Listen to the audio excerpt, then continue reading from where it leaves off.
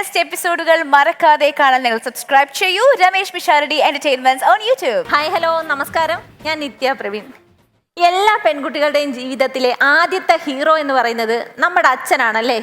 പക്ഷെ എൻ്റെ ഹീറോ എൻ്റെ അച്ഛനല്ല, എൻ്റെ മാമനാ. കാരണം എവിടെ എന്ത് പ്രശ്നം ഉണ്ടെങ്കിലും എൻ്റെ മാമനോടെ കാണും, ആർക്കെന്ത് പ്രശ്നം ഉണ്ടെങ്കിലും എൻ്റെ മാമനോടെ കാണും, ഇനി ഏത് വീട്ടിലൊരു പ്രശ്നം ഉണ്ടെങ്കിലും എൻ്റെ മാമനോടെ കാണും.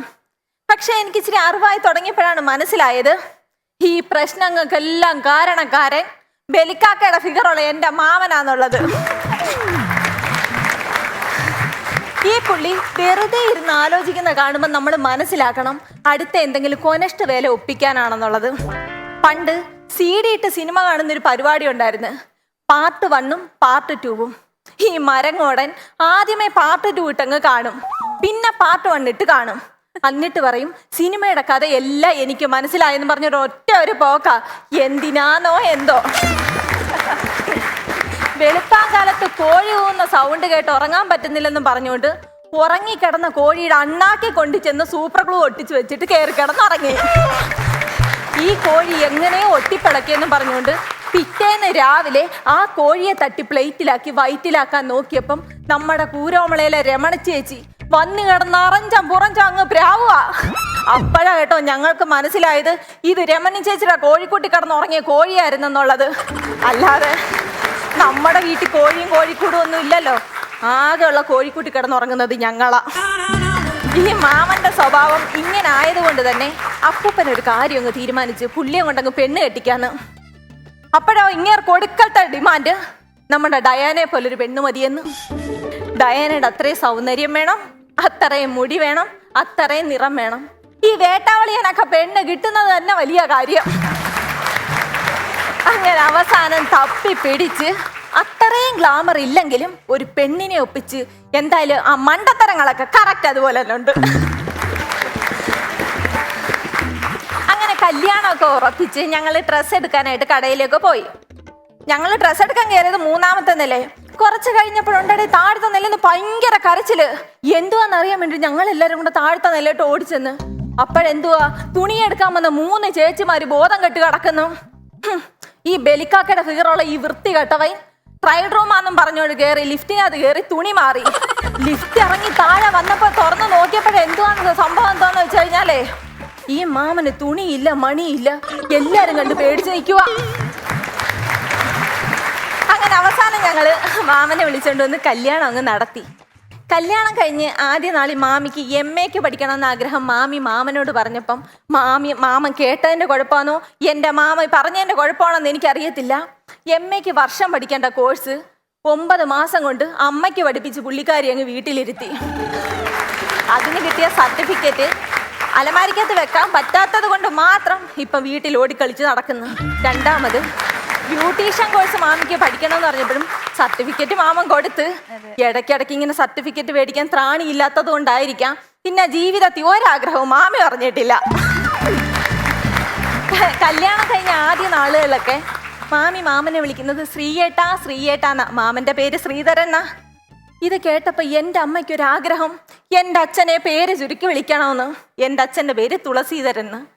ഒരു ദിവസം രാവിലെ വീടിന്റെ പൊട്ടിയ ഷീറ്റ് മാറാൻ കയറി അച്ഛനെ നോക്കി താഴെ നിന്ന് എൻ്റെ അമ്മ ഒരൊറ്റ വിളിയാ, തുളയേട്ടാന്ന്.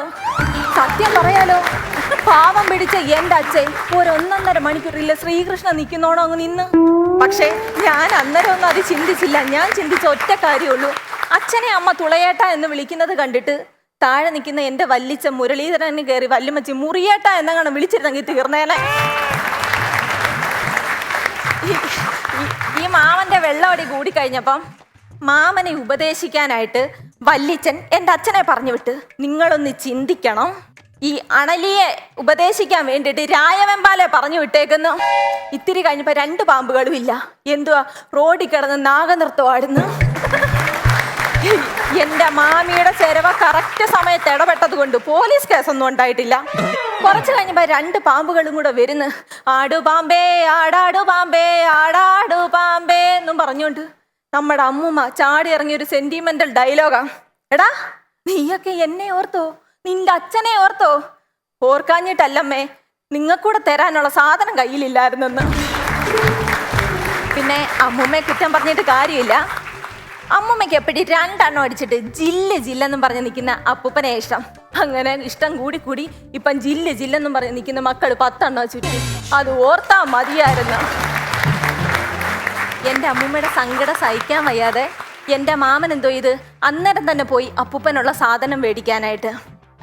മാമനാണെങ്കിൽ അപ്പൂപ്പനോട് ഒടുക്കലത്തെ സ്നേഹവാ. അങ്ങനെ സ്നേഹിച്ച് ഇനി എൻ്റെ അപ്പൂപ്പൻ്റെ ഇളി കിടക്കുന്ന കറുത്ത ചിരടും കൂടെ ഉള്ള കള്ളക്കളവ് അടിച്ചെടുക്കാനുള്ളത്. ഇതുപോലുള്ള ഒരെണ്ണം കൂടെ എൻ്റെ വീട്ടിലുണ്ട്. എൻ്റെ ചിറ്റപ്പനെ കുറിച്ചിട്ട് പറയുവാണെങ്കിൽ കേൾക്കാൻ നല്ല ഇഷ്ടമല്ലേ വല്ലവരുടെ കുടുംബകഥ എന്ന് പറയുമ്പോൾ. അങ്ങനെ ഇപ്പൊ പറയുന്നില്ല, കാരണം എൻ്റെ അടുത്ത കണ്ടന്റ് എൻ്റെ ചിറ്റപ്പൻ അന്നിട്ടേ പറയുന്നുള്ളൂ.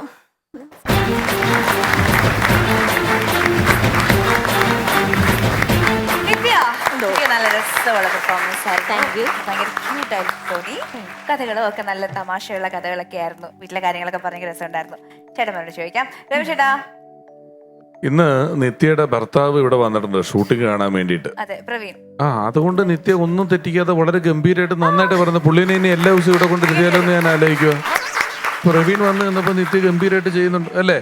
ചുമ്മാ പറഞ്ഞ അല്ലെങ്കിൽ നിത്യ നന്നായിട്ട് ചെയ്യുന്ന ആളാണ്. നല്ല രസമുള്ള പ്രകടനമായിരുന്നു. നിത്യയൊക്കെ ഇങ്ങനെ ഈ ഓരോ പ്രകടനവും എനിക്ക് ഏത് എപ്പിസോഡാന്ന് പറയണ്ട, വെറുതെ ഇട്ട് കാണിച്ചാൽ ഞാൻ പറയാം മുമ്പത്തെ ഏതായിരുന്നു പുതിയത് ഏതായിരുന്നു. അങ്ങനെ റിഫൈൻഡ് ആയിക്കൊണ്ടിരിക്കുകയാണ് ഓരോ എപ്പിസോഡ് കഴിയും തോറും. കേട്ടോ, കൂടുതൽ നല്ല റിഫൈൻഡ് ആയ നല്ല തമാശകൾ പറഞ്ഞ് നല്ല ഗംഭീരമായിട്ട് അവതരിപ്പിച്ച് രസമായിട്ട് പോകുന്നുണ്ട്. എനിക്ക് വേറെ അങ്ങനെ പ്രത്യേകിച്ച് കുഴപ്പങ്ങളൊന്നും തോന്നിയില്ല. നല്ല രസമുള്ളൊരു പ്രകടനമായിരുന്നു. സൂപ്പറായി. നിത്യ, ഈ പറഞ്ഞ മാമൻ എന്നുള്ള നിത്യയുടെ മാമനാണോ അതോ പ്രവീണിന്റെ മാമനാണോ? എന്റെ മാമനാ. രസമുണ്ടായിരുന്നു കേട്ടോ. കാര്യം നമുക്ക് ഇവിടെ വന്നിരുന്ന കുറച്ച് എപ്പിസോഡിൽ ഇപ്പം ഞാൻ നേരത്തെ വന്നപ്പോൾ പോലുള്ള ചേഞ്ച് നേരത്തെ പറഞ്ഞ പോലെ ഇപ്പോൾ വരുന്ന ഓരോരുത്തരും പെർഫോം ചെയ്യുന്നത് ഒരു ചെറിയ കൗണ്ടർ മോശമല്ലാതെ എല്ലാ കൗണ്ടറുകളും ഏക്കുന്ന തരത്തിലുള്ള പെർഫോമൻസാണ് എല്ലാവരും ചെയ്യുന്നത്. ഒരെണ്ണം പോലും മോശമില്ല. ഇപ്പം ഇന്ന് ഈ പറഞ്ഞ കഥകൾ, നമുക്ക് പഴയ കഥകൾ, അമ്മാവൻ കഥകളും ചിറ്റപ്പൻ കഥകളൊക്കെ പഴയ കേട്ടിട്ടുണ്ട്.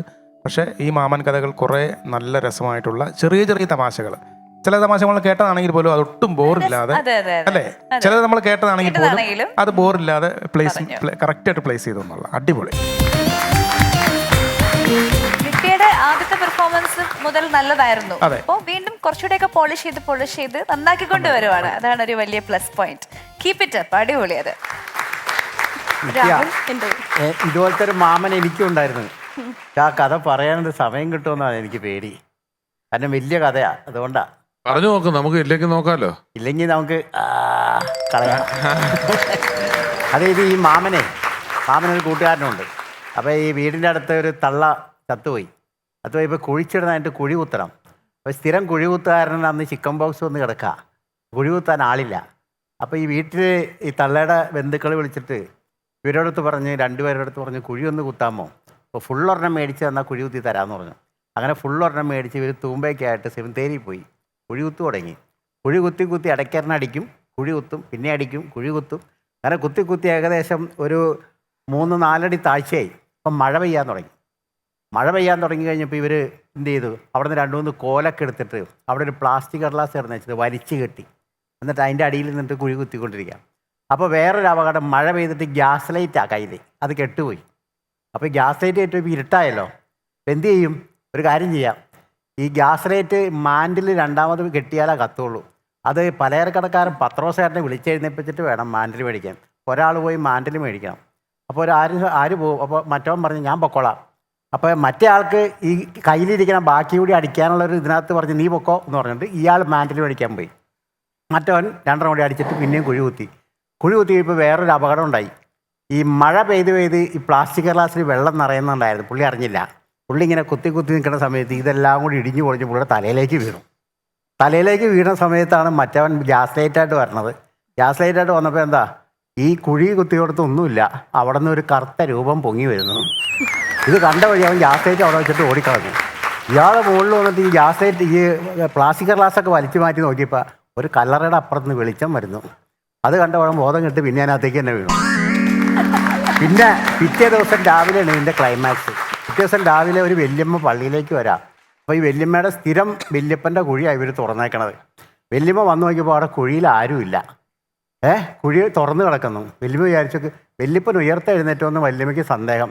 വല്യമ്മ വന്ന് കുഴിയിലേക്ക് നോക്കിയ സമയത്താണ് മറ്റേ അടി കിടക്കുന്നവനില്ലേ, അവന് ബോധം വന്നിട്ട് കണ്ണ് തുറന്നിങ്ങനെ തുറക്കണ സമയത്താണ് വല്യമ്മ കാണുന്നത് വല്യപ്പൻ കിടക്കണ മാതിരി. വല്യമ്മ ബോധം കെട്ട് അവൻ്റെ മേത്തേക്ക് വീണു. അങ്ങനെ രണ്ടുപേരും കൂടി ആശുപത്രിയിൽ. വല്യമ്മ പടം, അവൻ 3 മാസം ആശുപത്രി. നിത്യ, പ്രവീണിനെ ഫസ്റ്റ് ടൈം അല്ലേ ഇങ്ങോട്ട് കൊണ്ടുവരണേ? ഞാൻ കൊണ്ടുവന്നല്ലോ, പുള്ളി എന്നെ വിളിക്കാൻ വന്നതാ. വിളിക്കാൻ വന്നതാണ്. രാവിലെ മുതൽ കണ്ടതുപോലെ തോന്നി. രാവിലെ ഇനി പോരുന്നു, കൂടെ വന്നു, പുറകെ വന്നു. അതാണ്. അത് ശരി, എന്ത് ചെയ്യാൻ. എനിവേ, പെർഫോമൻസ് ഒക്കെ കലക്കി, നല്ല കമന്റ്സ് ആണ്. എന്താ പറയാ, ഓരോ പെർഫോമൻസുകൾ കഴിയുമ്പോഴത്തേക്കും നല്ല അടിപൊളിയായിക്കൊണ്ട് വരുന്നു. Keep it up. Thank you. അപ്പൊ ഓൾ ദി ബെസ്റ്റ്. നമുക്ക് നമ്മുടെ ഇവരുടെ കൊട്ടാരക്കര ക്ഷേത്രത്തിൽ ഇപ്പൊ ഒരു പ്രണയകഥ പറഞ്ഞല്ലോ നമ്മളോട്. അതെ, കഴിഞ്ഞ പ്രാവശ്യം. അതെല്ലാം നമ്മുടെ ദൃശ്യത്തിൽ ചോദിക്കുന്ന പോലെ ഇനി പ്രവീണിനെ വിളിച്ചിരുത്തി ചോദിക്കണം, കറക്റ്റ് ആണോ കാര്യങ്ങളെല്ലാം നമുക്ക്. നമുക്ക് ശരി ഉത്തരവല്ല കിട്ടിയത്. അതെ അതെ, കുറച്ച് വെള്ളം ചേർത്താ പറഞ്ഞത്. ഇല്ല, സത്യസന്ധമായിട്ടാ പറഞ്ഞത്. പ്രവീൺ കുറച്ച് ഇനി നമുക്ക് കുറച്ചുകൂടെ കഥകൾ പറഞ്ഞു തരും നിത്യയുടെ. ഇച്ചിരി കൂടി ഇട്ട് പറഞ്ഞിരുമല്ലേ? ആ, നോക്കാം. അതെനിക്കറിയാം. Okay, all the best. Thank you. അപ്പോ ശരിക്കും പറഞ്ഞാൽ 2 ഓഫ് ദി ബെസ്റ്റ് പെർഫോമൻസസ് ആണ് നമ്മൾ ഇന്നത്തെ എപ്പിസോഡിൽ കണ്ടത്. രണ്ടുപേരും തകർത്തു, ഗംഭീരമായി. നിങ്ങൾക്ക് എത്ര മാർക്സ് ആണ് ലഭിക്കുന്നത്? ഇഞ്ചു പോരാട്ടം ആയിരുന്നല്ലോ, സോ എത്ര ഡിഫറൻസിലാണ് മാർക്സ് ലഭിക്കുന്നതൊക്കെ അറിയാം. രമേശ് ചേട്ടാ, ഇന്ന് ഇഞ്ചോടിഞ്ച് പോരാട്ടം ആയിരുന്നില്ല, ഇത് സെന്റിമീറ്ററോട് സെന്റിമീറ്റർ ആയിരുന്നു. അത്രയും വാശിയേറിയ പോരാട്ടമായിരുന്നു നടന്നത്. പിന്നെ കുറച്ചുകൂടെ ഇംപ്രവൈസ് ചെയ്തതാരാണ്, കൂടുതൽ പുതിയ വഴികളിലൂടെ പോയതാരാണ് തുടങ്ങിയതൊക്കെ ചിന്തിച്ചുകൊണ്ടാണ് നമ്മൾ വിധി നിർണ്ണയം നടത്തുന്നത്.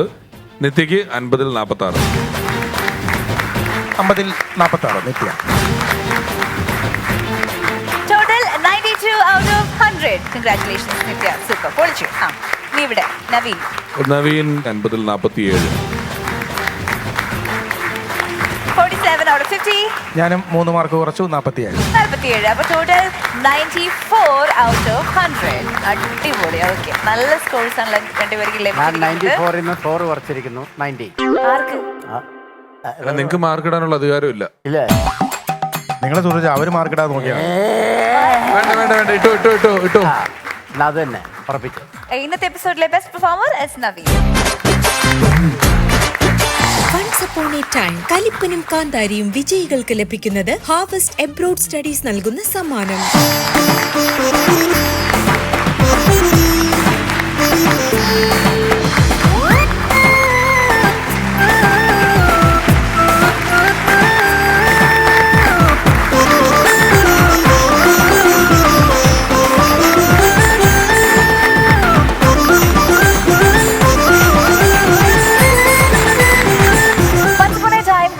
കാന്താരിയും മറ്റൊരു കളർഫുൾ എപ്പിസോഡ് ഇവിടെ പൂർണ്ണമാകുന്നു. വീണ്ടും കാണാം. Until then, bye. Once Upon a Timeന്റെ ലേറ്റസ്റ്റ് എപ്പിസോഡുകൾ മറക്കാതെ കാണാൻ നിങ്ങൾ സബ്സ്ക്രൈബ് ചെയ്യൂ. Ramesh Pisharody entertainments on YouTube.